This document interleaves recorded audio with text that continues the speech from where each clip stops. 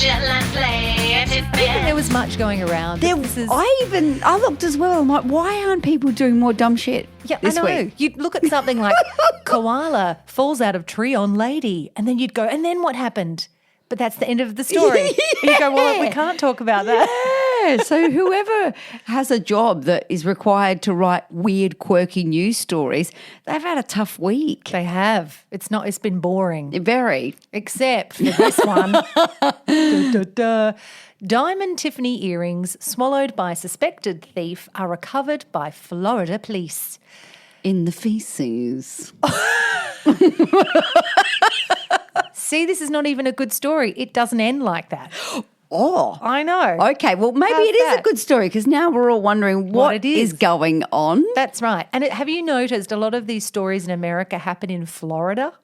I haven't, You've said a couple and they've been in Florida. Yeah. Crazy place.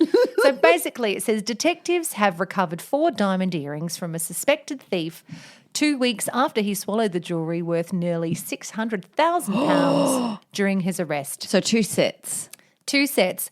Basically, this man, who is not very smart, we also know that thieves that we talk about on Titbits clearly are not very smart. Yes. He goes into Tiffany's and goes into a VIP room to view the jewellery. Yes. So they must take you off. He's got himself in there. They thought we won't judge because everyone's been, no one will ever judge again after watching Pretty Woman. No. Anyone can come in. That's right. Money's money. Maybe the thief, though, dressed up in a tuxedo. Okay. He could have. Yeah. Goes in there, Florida. sits in the VIP room, and then at some point grabs these earrings and runs out of the store. Shoves them in his gob. And swallows them because he panics. And then gone. He gets pulled over by the police for speeding, gets found out, blah-de-blah-de-blah.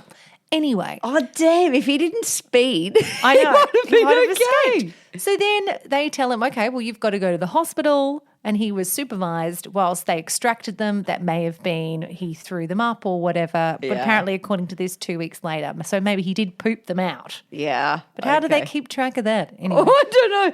I've just had this vision of him not speeding, getting home, and then setting up a little poo laboratory where he's going to poo lab, so he can go through it all and find these 2 sets of diamond earrings. Oh. So do you have to put that on Marketplace?